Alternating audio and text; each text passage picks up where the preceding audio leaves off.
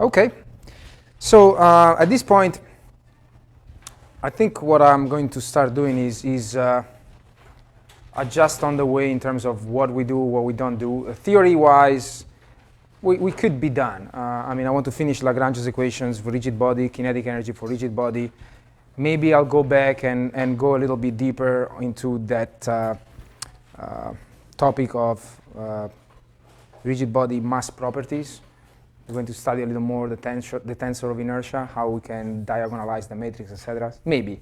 But at this point, I really want to start solving problems as much as possible because we have, 3 more weeks or so before the test, something like that. So, you need time to digest all this stuff. And as I told you, you really should be start solving problems from chapter 5 because all pieces come together here.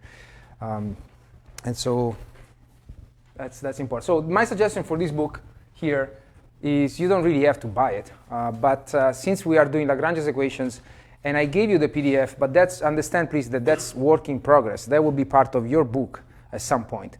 But that chapter is the author is still working on it. There are some things that are missing.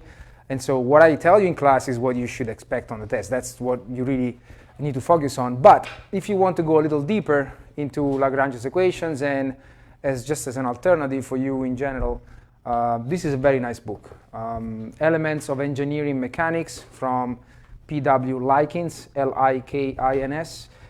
Last time I bought it was on Amazon for 10 or 15 bucks. I think it's 18 now, maybe. Maybe they have a hardcover, I don't know. It's a pretty old book, but it's also small, but it's very dense. I like it a lot. So it's just a suggestion. You don't have to buy it, but if you are planning to continue on dynamics, I think that would be something nice for your personal library. Okay, then again, start solving those problems. I'm serious here. One thing that I didn't tell you probably at the beginning, and this is my personal way of doing things, is what helps me a lot understanding theory and how to solve problems is actually being at a board, either in my office or somewhere else, and talk over what I'm doing. And unfortunately here, the oral examination is not an option, and orals in general are underestimated, but I think that helps me a lot. And if you do it with other people, that is also probably a good idea. That's how I went through college, studying with someone else, with other people, and doing stuff at the board. So if you see that you're struggling with some concepts, I think the best way to see if you are really mastering those concepts is doing it here with other people. So when I come to class and I'm well prepared, you can tell, I can tell. I feel it. When I'm less well prepared, you can tell and I can tell. And I feel it. It's terrible because I know that what I'm saying is kind of there, but I don't remember exactly, or I'm not really mastering that particular detail correctly, and I'm not conveying the information right to you. So if you try to do the same with yourself or with someone else, I think that helps a lot. That's my suggestion if you're struggling with something. I cannot give you anything else other than what is my experience, but I think at this point it would be a good idea to use a board. I think you can access all these classrooms and solve problems on a board. For some reason, for me, doing it here or doing it at my desk on paper, it's different. I don't know. It may not work for you, but that's my personal suggestion. But again, the general high-level suggestion is 3 weeks is a very short time. So you better be on chapter 5 and 6. But again, Lagrange's equations is what we see in class. Yes? I think that has some exercises, right? Chapter 6. There's no solutions, though. There's no solutions. But you shouldn't expect too much on Lagrange's equations other than what we do here, pretty much. And I'm sorry? Maybe some problems in chapter 5 using Lagrange's. Yeah, we'll try to see those, yeah. But Lagrange's equations, if you think about it, you need to find kinetic energy. Without that, you don't even think about doing anything. And kinetic energy means that you're doing your kinematics first. The same way we've done it so far, for every single problem. The kinematics is a no escape thing. You need to do it anyways. And so that doesn't change. And then you need to do free body diagram because you need to figure out what forces are involved, right? Except the constraint ones that don't go in the Lagrange equations, all the other ones, you have to figure them out. And once you have those two, kinetic energy and the forces, then the Lagrange equations are just formulas. I mean, if you know how to copy this from a book, I mean, it's not a great success. Everybody can do this, right? Is figuring out what goes into T and what goes into Q that it's the difficult part. And that is really not that much difference from what we've done so far, really. So does it make sense? So to figure out these, you need kinetics, you need velocities, and we'll see for rigid body angular velocity and angular momentum. And these, it's free body diagram. You need to know what forces are there. And then Qi is whatever that is, F dotted with D partial of R with respect to little Qi. And I mean, this is just taking derivatives. Okay? So let's extend to rigid bodies. There is one result that I want to derive, and I have my notes here, and I'm going to cheat and look at them because there's a couple of properties about vectors that I refuse to memorize. We said last time that for a rigid body, the kinetic energy is this integral over the body, 1/2 integral over the body of Vn dotted with Vn dm. And this Vn is velocity of any point on the body. So you, with this integral, you're going over the entire body. You're doing this dot product for each single point, multiplied by the dm, and do the integration. So that's the definition. You don't do anything with this. This is just an ugly integral formula. This the formula. The same thing that happened with the inertia tensor. We started from an integral, but then we came down to tables. Something that we can actually use that doesn't require you to calculate this integral every time. So in this case, it's pretty much the same. We said, okay, if this is a rigid body, R, and this is my center of mass, then I need to express the velocity of each point on this body. So let's say that I pick a generic point P, and that's the one I'm focusing on here. And I call this vector rho. I know how to relate the velocities of these 2 points. That's when we started kinematics of rigid bodies. Again, you can't forget anything here. We know that V of the point P in n is equal to the velocity of the center of mass in n plus the angular velocity of the body with respect to the inertial reference frame crossed with the vector rho. So why did I say before that doing things at the board and using words to express them helps you? Because when you have to explain it to people, like I'm trying to do with you, I cannot just say omega here. I have to say that this is the angular velocity of the rigid body with respect to the inertial reference frame. That's a specific meaning. That's being accurate. Just saying omega means nothing. Omega is a Greek word, a Greek letter, sorry. By itself, it doesn't mean anything. You have to say things right to show that you understand them. I think that helps you. This is the inertial velocity of the center of mass. This is the velocity of a generic point on the body. And that's the vector that goes from center of mass to that generic point. So if you want, this is what I have here, right? Because this point P goes around all over the place. So that's where we start from. Why am I doing this? As I told you last time, we will end up splitting this kinetic energy in 2 nice components that show you the translational part of kinetic energy and the rotational part. And as you can probably guess, the translational part will have something to do with the velocity of center of mass. The rotational part will have something to do with the angular velocity of the rigid body. Okay, so let's stick this in there. If I do V, let me drop the P. I don't really need to use that all the time. Dotted with V, I'm just looking at the integrand right now, what is inside that integral. Then I will apply the integral when I need it. Well, this is going to be V bar n plus omega r n crossed with rho dotted with V bar n plus omega r n crossed with rho, which is also equal to V bar dotted with itself with respect to the inertial reference frame. The dot product is commutative, so when I do V bar n dotted with this cross product or this cross product dotted with V bar n, they're the same thing, so I can express that as plus 2 V bar n dotted with omega r n crossed with rho plus, and this is where I'll have to use my notes, omega rn crossed with rho dotted with itself cross with rho. That's what I have. And these, I refuse to memorize how it breaks down into a more usable form, so I have it there. And if you get a test question where I'll give you how this can be expressed in another way, I'll just give it to you, that means that you probably have to use it. If you don't, that should turn on a red light probably, that you're not going the right way. So if I'm giving you a result already, I just tell you, hint, this will be something you may want to consider using. That probably means that you have to use it at some point. Okay, so let's try to figure out all these pieces. This is really nice, actually.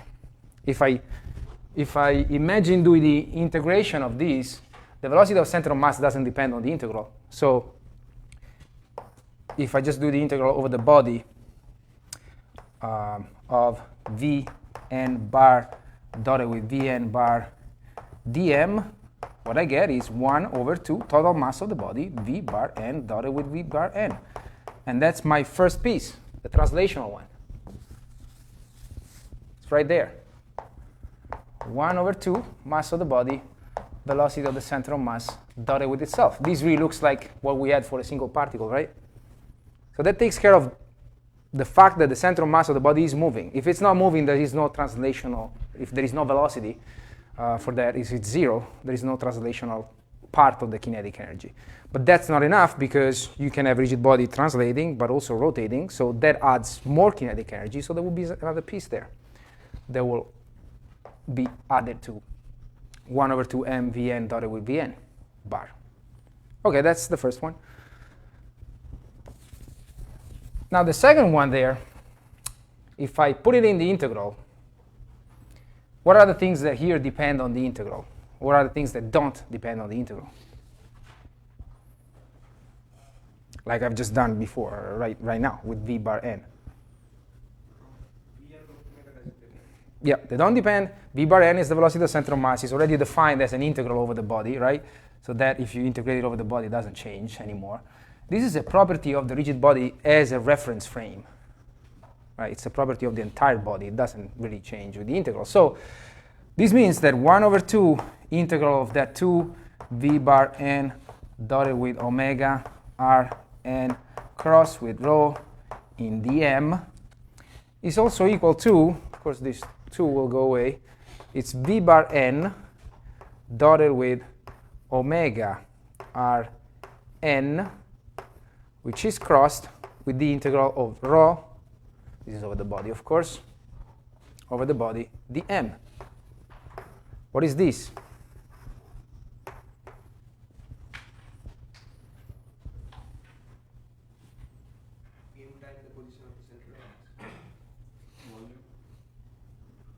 You get a volume? That rho is a vector, right? As dimensions, if you project it, it's something that is a length. Okay, so I'm integrating that vector that goes from the center of mass to all points on the body over the body itself. So this was also expressed as r of any point on the body minus r bar, right? This is what this is. If you imagine that somewhere else here you have a reference frame, you fixed a coordinate system to the reference frame, that rho vector is the difference between r bar, I'm sorry, the position of p, which I'm calling r, and the position of r bar, right? That's what it is. And so what is the integral? You're making your life more complicated than it needs to be. Really more complicated than it needs to be. Okay, so this is the integral over the body of r in dm minus the integral of r bar over the body, right? Okay. So what's the first one? Definitions. Go back to your notes, definitions. Let me go somewhere else. I hate writing in the last piece of the board here. I'll write it here. What is the first integral? It's a definition of position of center of mass except the mass. So that's m r bar. Does r bar depend on the integral? No. So that's another minus m r bar 0. Make sense? That's just how we define position of center of mass. If you recall, it's yeah, I don't think I need this anymore. We gave this as a definition. We said I define a point whose position is given by the integral over the body of the position of all points times dm over the total mass of the body, which is the integral of dm. That's right. So I'm calling m this. We like zeros, so that second term doesn't count. It goes away.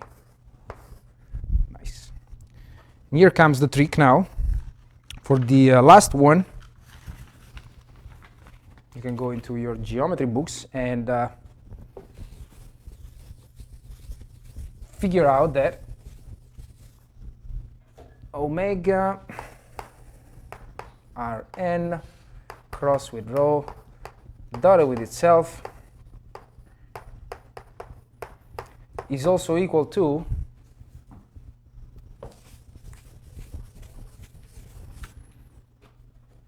where is it? To this rho cross with omega Rn cross with rho all dotted with omega Rn. Does it remind you of anything here? That bracket we have there. We've seen this before. This triple product, double product. We wrote this.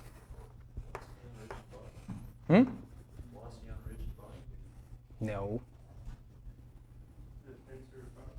We'll get there. We'll get to the tensor. This we wrote it as, this is another trick. I don't memorize. This can be expressed as the following. Omega Rn. So this is rho dotted with rho times omega Rn minus rho dotted with omega Rn times rho.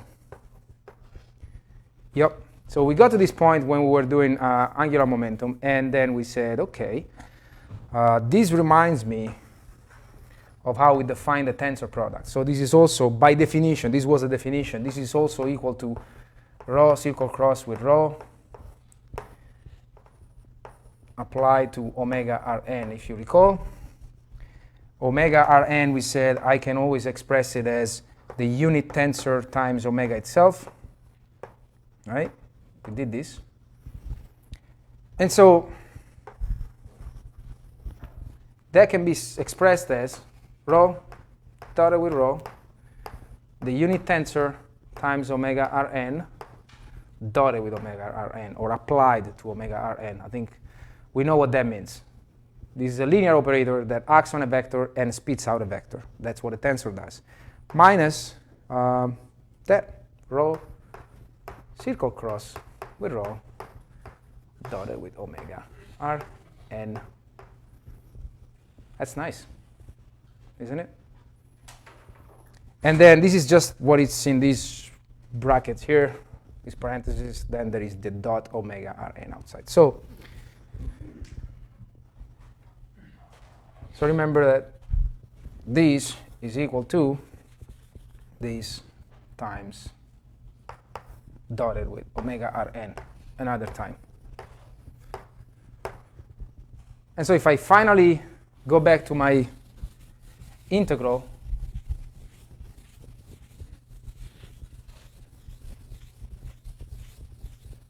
see what I get. I have to integrate that, right? I have 1 over 2 integral over the body of that stuff, rho dotted with rho u omega Rn, okay, minus rho circle cross rho dotted with, well, let me just put it as we done last time, everything outside here, dotted with omega Rn in dm, and then the whole thing Remember, omega Rn does not depend on the integral, so I can just put it outside. That last one, omega Rn. And now this looks familiar. This is what we called, well, with the whole integral, right? This is what we call the inertia tensor, right? And this is I bar of the body. And when you dot this with omega, well, I should have included a dm here. Remember, omega, I can just bring all the omegas outside. But this first piece, this integral dotted with omega Rn, is what we know very well. This is h bar in n. And then there is a dot omega Rn.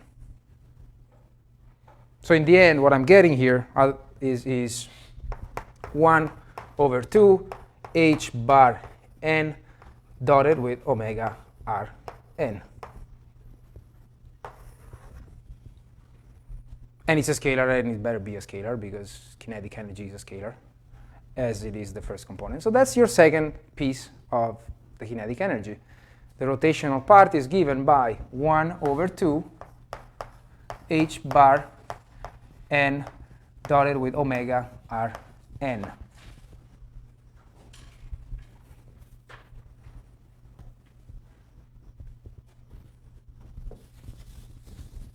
Questions?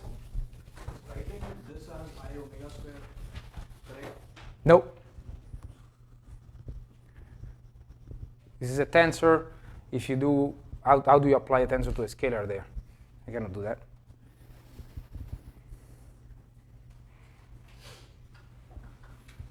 So T for a rigid body is, in the end, 1 over 2 total mass of the rigid body, velocity of the center of mass dotted with itself, plus 1 over 2 the angular momentum of the body with respect to the center of mass in the inertial reference frame dotted with the angular velocity of the body in the inertial reference frame. That's your final result, translational component, rotational component. And this is also called Koenig's decomposition.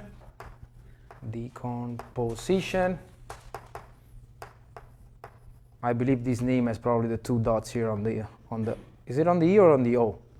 It's German. It's on the O, right? Sorry, I don't speak any German. And I don't write in German either. Too many letters in one word usually. So for me at least. Okay, this is a beautiful result because it clearly shows you the two different motions that we've been focusing on for rigid body that we also see in Euler's equations, Euler's laws. There is a translational part and a rotational part. So since we're still talking about Lagrange's equations, that's what you need to do when you want to solve a problem that involves rigid bodies with Lagrange's equations, because maybe there are constraints and you don't want to deal with them, and it seems like a good idea to use Lagrange's equations because you don't have to really care about constraint actions and reactions and all those things. They disappear. So your equations remain the same. d dt partial of t with respect to qi dot minus dt dqi. This is the fundamental form, which again is the one you really want to remember, unless you're very good at memorizing potential functions, potential energies, but you don't have to. If you remember this one, this covers everything. Well, the difference is now that that's your t, if you're doing a rigid body, that's your kinetic energy that you stick in there.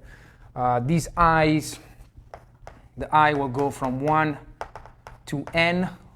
What is n? What it can be at the most? It's a rigid body. 6. Cannot be more than 6. You don't need more than 6 parameters to represent the configuration of a rigid body. 3 for rotation and 3 for translation.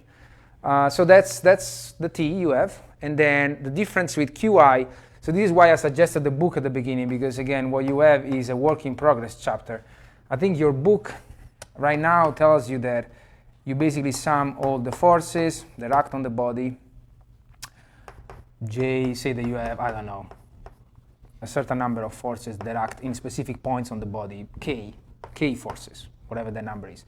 And you do the same that you do with a particle or systems of particles, Fj dotted with d r of those points that are on the rigid body now with respect to the qi's.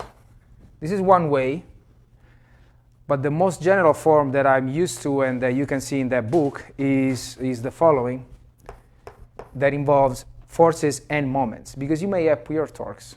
You may actually pick for some reason, to have some of the forces coupled together to give a moment rather than treat them as forces. And so this is the most general form that you will have. Summation of, well, something like that. Fj, j goes from 1 to how many forces you have. Say that you have k of them. And this is dotted with, and believe me, we're not going to demonstrate this, but this is what you get. This is the partial of r of the center of mass dot, so its velocity, with respect to qi dot. See the difference? This was partials with respect to qi, that's with respect to qi dots. This was r, that's r dot. And then there is another term that takes into account the moments, so summation of m bar, so moments of forces with respect to the center of mass, and say that you have another number of these, I don't know, m of them, whatever that is.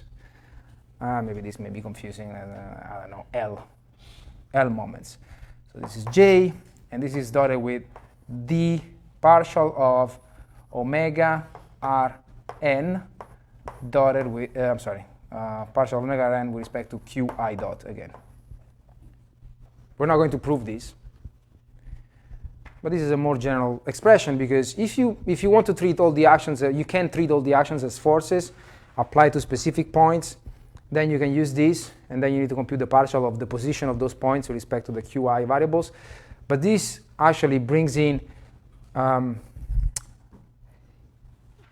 kinematics components that are what we're used to dealing with for a rigid body, the position of center of mass and the angular velocity. The only difference is that now they are partials with respect to the q dots, and this is the r dot. And so you may have a bunch of forces acting on your rigid body in different locations, right? So with that expression, you just compute this partial here of the position dot of the center of mass with respect to the q dots, and do it for all the forces that you've chosen to deal with as forces. But you may pick this force and this force to actually give you a moment. And so while you stick these first two into this expression, the other two you can just have them in there. So it gives you more flexibility. But I don't expect you to use in this class anything super complicated. There will be problems with obvious choices. But that is really the most general formulation for Lagrange's equations for a rigid body. Questions, concerns, issues?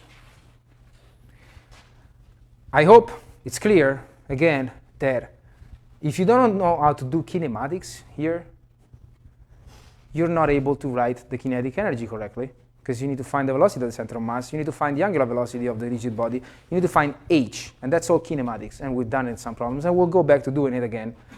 So if in a problem you show me that you know how to write down this, well, this I can copy it from a book. I don't care about you memorizing this formula. This is the end. When you get to having all the components for this, then you're done. When you know the kinetic energy and you know all the forces, you have to just stick those things in here and do the derivation. That's easy. That's the difficult part. It's always kinematics. Without geometry of motion, you don't go anywhere. Doesn't matter. Is that n less or equal to 6. 6. Make sense? So at this point, I'm going to hit very hard on kinematics because you must know it. That is a given. Without kinematics, you don't do Newtonian mechanics, you don't do Lagrange's equations, you don't do anything. That's setting up reference frames, coordinate systems, finding vectors that you need. And if you don't know how to do that, the rest is just garbage.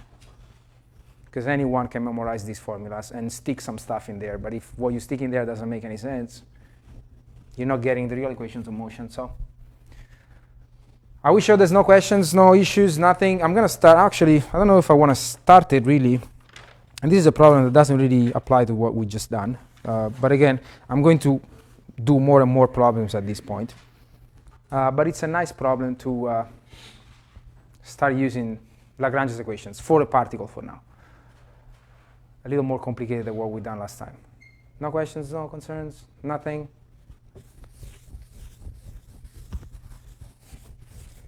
I get the feeling that you will start solving problems from chapter 5 the week before, and you will find out that they're not that simple. Don't wait. Week before the test, of course, I mean. Don't wait. So what I've just told you to be on a board and say it out loud, you can do it in my office as well during office hours. Just saying. So we're going to do a nice problem that really brings back a lot of stuff that we've done. Spherical pendulum. This is another classical problem that we do. So it's not a simple pendulum. It can rotate about a vertical axis too. So the problem is the following. Let me try to do something that kind of makes sense.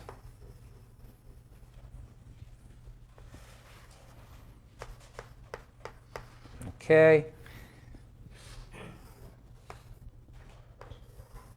I'm giving you this coordinate system here, EX, EY, and then I have EZ like this, gravity. This is a massless rod of length L. At the end we have 1 point mass M. Okay. And then I have a few more things here. I have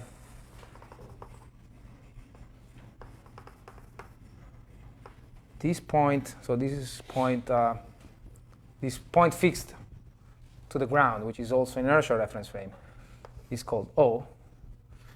I'm calling this point up here Q. Let me call the mass P. And so the angle between the direction capital EX and OQ, I call it theta. And then the angle between the direction of Q and OP, I call it phi. I think that's pretty much all we need for the sketch.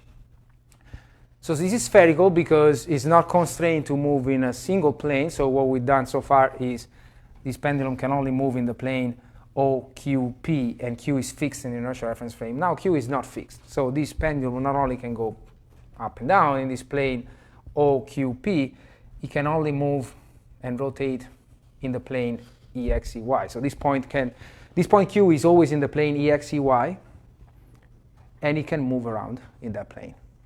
Is the picture clear? So I have basically two other angles, if you like, here that represent the configuration of the system.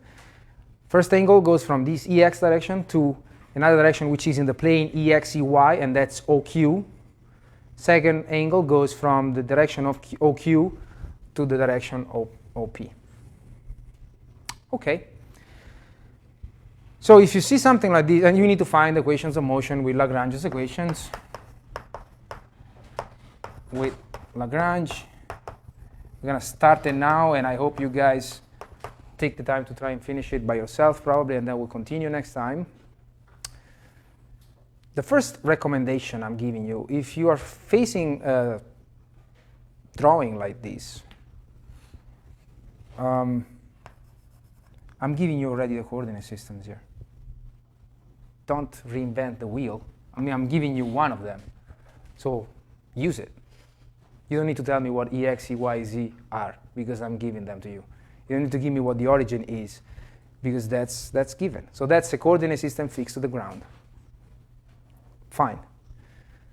That's one. But let's try to solve this problem. I have 2 degrees of freedom here. I'm already giving you the parameters that I picked them for you. So that's another issue that is already resolved. You don't have to wonder what those are. because I could give you a spherical pendulum without picking the angles or anything else. You need to pick those, but those are given. So you need to find what? For Lagrange's equations, I need to find the kinetic energy. That's the first thing. And so what I need for the kinetic energy, that's a single mass. I need the velocity of that mass, v of m if you want, or p, in g. Okay. So at this point, you should really be able to come up here and start the conversation and do it yourself. But of course, that's not going to happen because this is on video. Otherwise, we would do it. But tell me what I need to do. Well, first of all, it's coordinate systems or reference frames, right? One is given. One is really given. I mean, if this was a problem in a test, I would give you some text above it saying G is an inertial reference frame, the ground, and EX, EY, EZ are as shown. You don't need to tell me that again. I give them to you. Fine, that's one. Okay, what do you want to do now? Now this is completely open for your choice. How many reference frames do I need? I need 3 probably. I see 2 rotations. Okay, which is the second one? This is the first one. Try to say it in a formal way. What is a reference frame? What is the definition of reference frame? It's, you have 3 non-collinear points. At least. Whose mutual distance don't change. At least 3 non-collinear. It's a set of at least 3 non-collinear points whose mutual distances don't change with time. So, which is the second one? You should say the arm of the pendulum. Can an arm be a reference frame? Yeah. OQP is a plane. That's a perfectly fine. So, what do we call that? A. Reference frame A is the plane defined by. See, don't ever be satisfied with what you say if it doesn't sound completely thorough, because it's not 3 points. Formally speaking, I mean, you could abuse the terminology and say, yeah, the bar is a reference frame, but it's not really a reference frame. Not if I say it's only the bar. We'll get to that in a second. So, plane defined by OQP. And let's try to define some coordinate systems here. What do you want to choose? You want to do some EX, little EX, along what? Along OQ. So let's try to draw stuff here. EX is this. Now, what's next? The rotation is happening positive about big EZ. How about I reuse big EZ, right? So little EZ is equal to big EZ. So that is going to point down like this, right? And then EY is what? EZ crossed with EX. So it's coming out this way, right?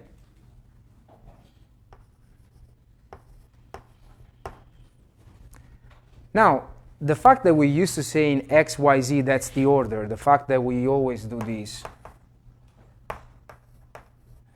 it's a choice. You don't have to. Meaning, you can say EY, EZ, EX. Well, this doesn't really change things. I don't know. Swap a couple of them. I don't care. You can call them whatever you want, as long as it's a right-handed orthonormal basis and you respect that. But yeah, this is fine. This is how we usually do it. Okay, that's one.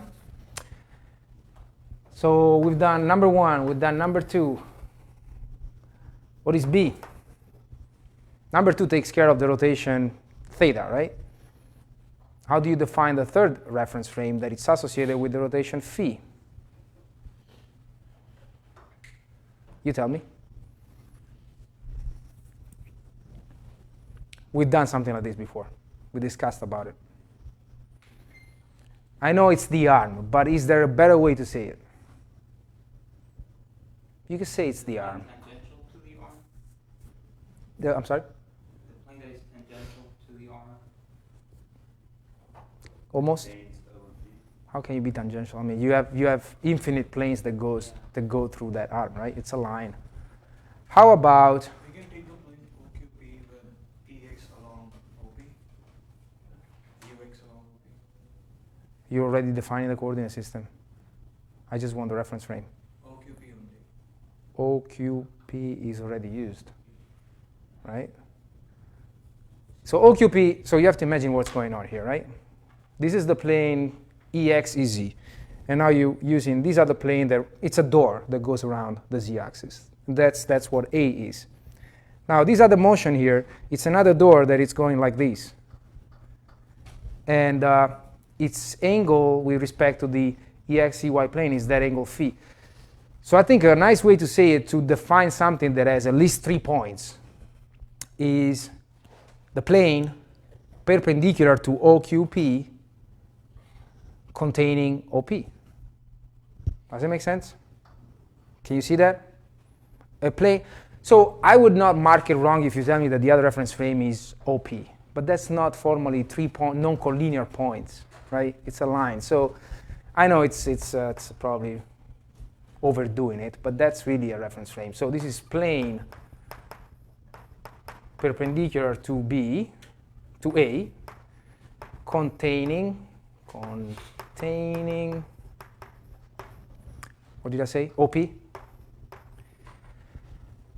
now let's have some fun about this other coordinate system here.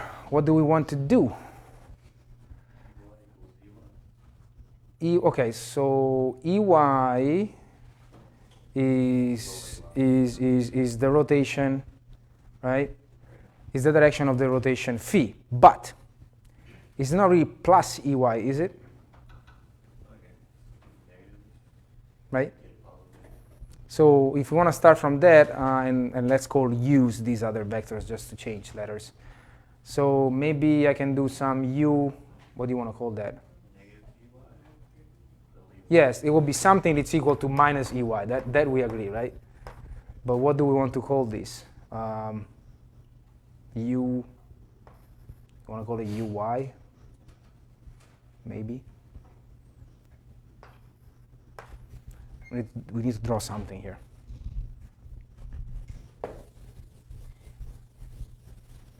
Okay, so we defined one of them. Then, let me see. We have, we basically have little ex here, and then little ez that's pointing down here. Okay, and you are picking something that goes in, little uy like this. Okay, fine, that's one of them. And then in that plane, little ex, little uy, bless you, I see this line which is OP that goes down with an angle phi, right? Do I see that? Yep, that's what I have. Okay. How about we pick that direction too? So you want to call it ux. Ux equal to, well, along OP. Okay. So that will give me ux. Now, with this choice, where would be, if we stick to the sequence x, y, z, where would be uz pointing? That way? That makes sense. I like that. Okay. So uz is, what did I say it was? uy cross with ux?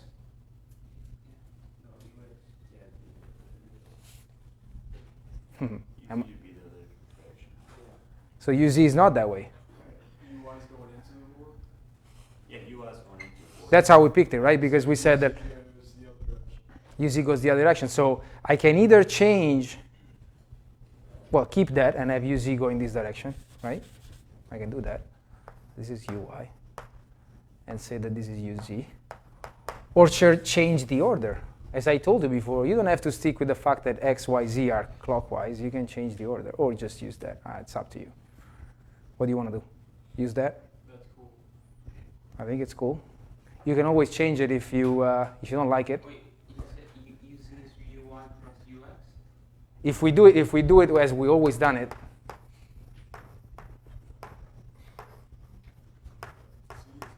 I'm asking you. I mean, UZ is UX cross with UY, right? If we do it that way, cross with UY, is that correct? UX cross with UY. That looks right. Because UY is going in, UX is like this. Yep. If you don't like it and you want the other axis to be pointing this way, then you need to change the names or redo it. I don't really care. The worst that can happen, you have minus signs, really. I think this looks reasonable. Agree? OK. So once again, you spend a lot of time on this. I spend a lot of time on this. I go back on this when I'm not convinced. And you've seen me making mistakes. And that's why you want to make most of the mistakes until you have it all fixed. And then you can move on. Because the rest is just using this stuff that you defined. It's not a big deal. Really isn't. Do we agree on this? Do we want to move on? Is there any mistakes that we made? How does it look like? 5 minutes. OK. Let's start at least.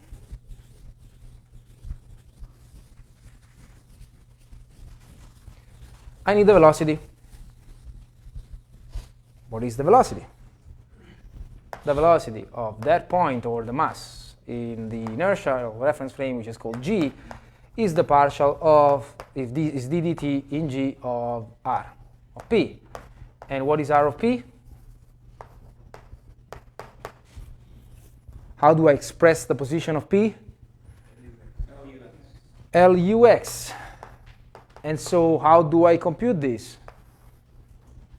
What do I use? Why do I use the transport theorem? Because UX is in B. Because L is invariant, so probably go to 0. Yes, that's correct. Something makes a mess. Yeah, but why do I use the transport theorem? UX is a B basis. Is a vector, is a basis vector, which is part of a coordinate system, which is fixed, not in a different reference frame, which is not G. That's the reason why. D dt in what? In B. Of that plus omega B G cross with that. What is this? 0 vector. Let's figure out this thing here. This is omega b with respect to the ground, which is also equal to omega b with respect to A plus omega A with respect to the ground. Or if you want, you swap them so you can see B to A and A to G. I don't care. What are these? What is B with respect to A? Right there. It's phi dot. What do you want to use? I think it's probably UI is a good idea, right? And then what is A with respect to G? Is theta dot. Let's use small ez for now. Everything is in U here. I see a U, I see a U. This is not U. What is ez? Here it is. What is ez?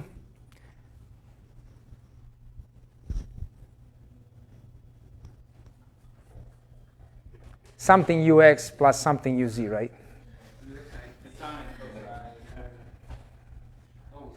Huh? UX sine phi minus Ux sine phi minus cosine phi uz. And that's your minus. If we had used the other direction, it would have been a plus. Big deal. That's OK. OK, so that's what I have. I have phi dot. What time is it? Oh. We'll finish it next time.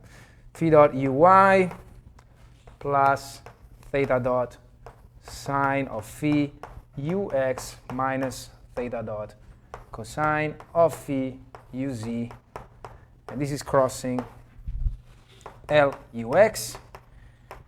and you guys can finish that, find the velocity, and continue if you want. We'll finish this on Wednesday. Thank you.